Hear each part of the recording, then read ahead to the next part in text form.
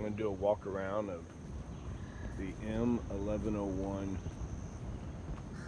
camper trailer that I built. As you can see on the front, I've got a outdoor camping water heater. A shower. Where's the curtains? I've got a shower. Curtains. Curtains in the box. 5,000 BTU air conditioner. And I've already switched it with a bullnose hitch. Of course, it has the emergency brakes, so that way the camper stays stabilized and straight. I've got a little 2.5 gallon propane tank. That was pretty pricey, about $400 with the bracket. And then stainless fishing rod holders. And of course, you see up at the top solar panels. I got 2 of them. And then I've also got 2 marine grade batteries. I got an awning down this side. Now of course, since we're out here at Broken Bow, plenty of shade, so you don't need that right now. And this is the other thing I really like about converting this camper is the stabilizer bars. They go on the back, so that way, yeah, turn the light on. So that way, once you drop down your front, it really makes the trailer where it doesn't move. And I've got another awning off the back. I got both of those off of eBay for around 150 bucks, and they really work nice. They're as good as any of the name brands. And then I took a ladder off of a wrecked RV, came up the side. As you can see, my little mini-me just, likes to be center of attention. I built this out of 3/4 inch plywood, not yellow. I used the sanded, so that way it was nice and straight. And we've also got a layer of the silicone RV roofing coating on top.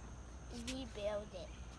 And then I've got the fantastic fan up there, and that really moves some air in all different directions.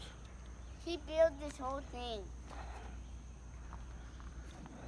Took off the back tailgate and basically made one solid wall. And then teardrop door, that was about $400, but that works out real nice. Now you're gonna see I put some cabinets on the side. Underneath there's a battery down there. Then same thing on the other side.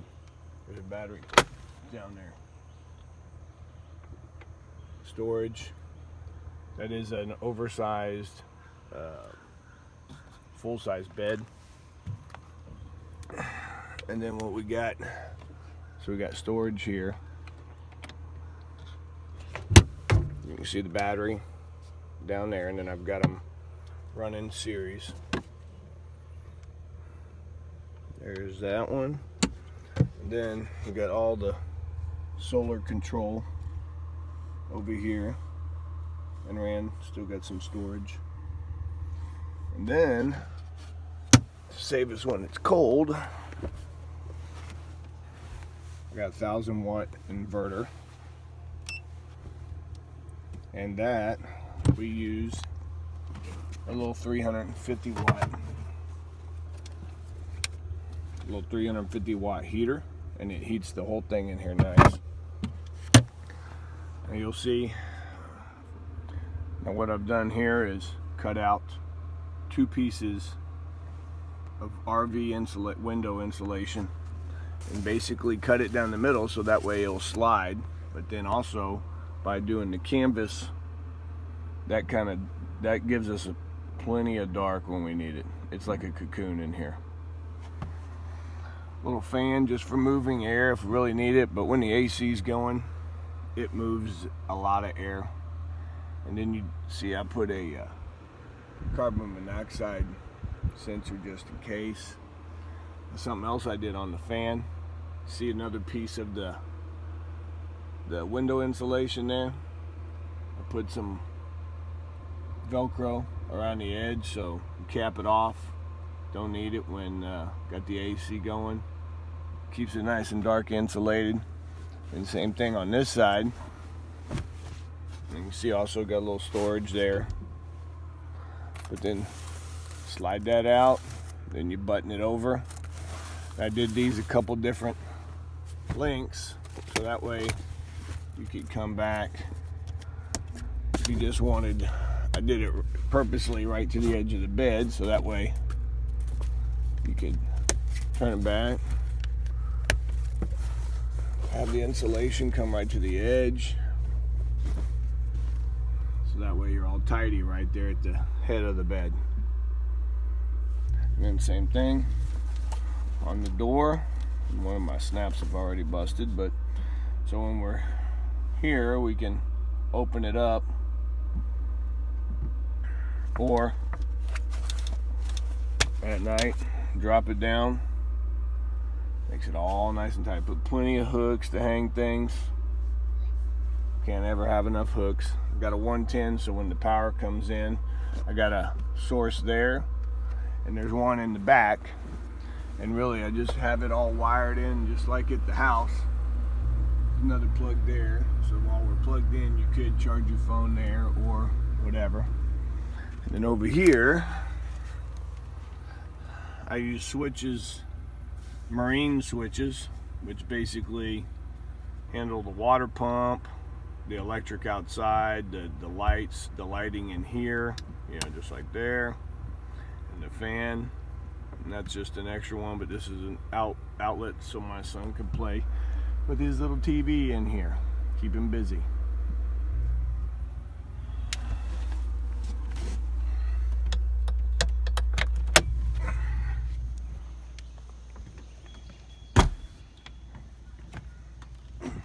Out here, you can see I put a number of light. I put a light around every end just to make sure. Got plenty of light to do things. You got to have the bottle popper. Let me go over here where we do the. So you can see I carry a 50-foot heavy-duty power cord. And all this is basically a 110 setup, mainly for the air condition. And then here is your inlet. There's a 25-gallon water tank underneath the bed. So that way I've got an outlet coming out on each side. And this water also will feed with the same hose that I use to fill the water tank. It'll fill to the water heater, which basically you put your shower head in here. And then we got a curtain that comes around here. As you can see, I make use of my old Jeep mat as the floor. So you have your curtains on there, take a quick shower, or for backup emergency, I carry a little tripod toilet, and then you could have a curtain around and have a private area to use the restroom right there.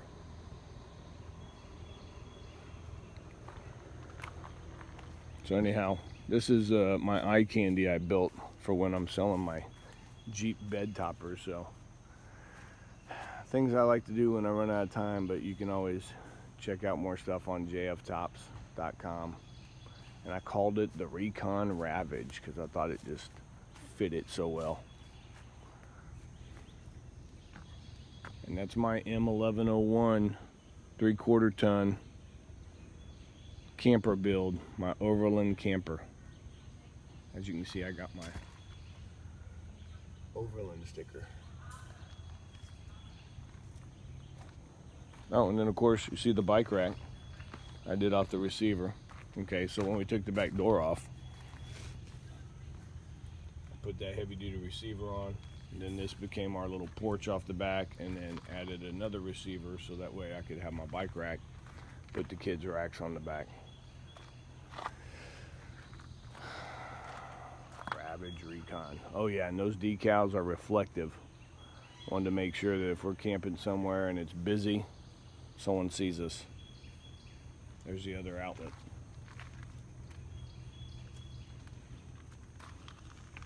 That's my build.